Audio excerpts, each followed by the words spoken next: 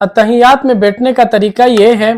कि आप जब भी नमाज पढ़ते हो और नमाज पढ़ने के बाद दूसरी रकात में आप अत्तहियात में बैठ जाते हैं और चौथी रकात या तीसरी रकात में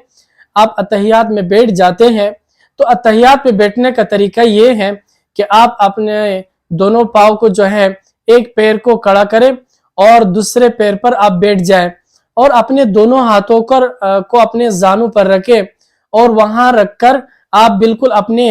उंगलियों को जो है थोड़ा सा फासला दे। ऐसा ना हो कि आपने अपने गोंडे पकड़े हो या बिल्कुल पीछे से रखे हो, जैसे कि आपके हाथ ऐसे नजर आए, या बिल्कुल गोंडे आपने पकड़े हो, इस तरह ये ठीक नहीं है और ना ही ये इसका तरीका है। इसका सही तरीका ये है कि आप जब भी तशहुद में अत्तहियात में बैठ जाते हैं और उसके बाद अपनी उंगलियों को अपने हाथों को जानू पर रखते हैं, तो अपनी उंगलियों में थोड़ा सा फासला लाए और उसको बराबर रखे और यहाँ अपने हाथों को ज्यादा ना निकाले और ना एक तरफ ना दूसरी तरफ, बल्कि बराबर रखे। उसके बाद जब आप तशहुद पढ़ते हैं, अशहदु अल्ला इलाहा इल्लल्लाह, अशहदु पे आप अपनी उंगली जो है वो ऐसे उठाए और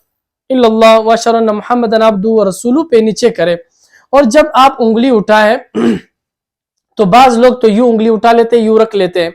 ये अमल, और बाज लोग जो हैं वो ऐसे उठा के फिर यूं हिलाते हैं। इस तरह भी नहीं करना चाहिए और ना उंगली उठाकर फिर दोबारा रखना चाहिए, बल्कि जो सुन्नत और मसनून अमल है, जो ज्यादा सुन्नत के करीब है, वो ये है कि अपने इस हाथ को यूं करे और ऐसी उंगली उठाकर उसको यूं रखे, ना वापस वहां अपने जानू पर रखे और ना ही उसको कड़ा रखे और ना ही हिलाए, बल्कि यूं दरमियाना कड़ा रखे, और यही सुन्नत के ज्यादा करीब है। तो इसलिए नमाज में हर चीज का एहतियात बहुत जरूरी है, क्योंकि नमाज वो अमल है कि जिसकी वजह से आप अल्लाह से मुलाकात करते हैं। ये वाहिद ऐसा अमल है कि आपका और आपके रब का आपस में मुलाकात होता है और वहां जो है आप अपने रब से बातें करते हैं, हम कलाम होते हैं। तो उसका तरीका भी जो है कुछ मुख्तलिफ होना चाहिए, ऐसा होना चाहिए कि जिस तरह हमें उलमा ने बताया है। हम अपनी मर्जी के मुताबिक नमाजें पढ़ते हैं,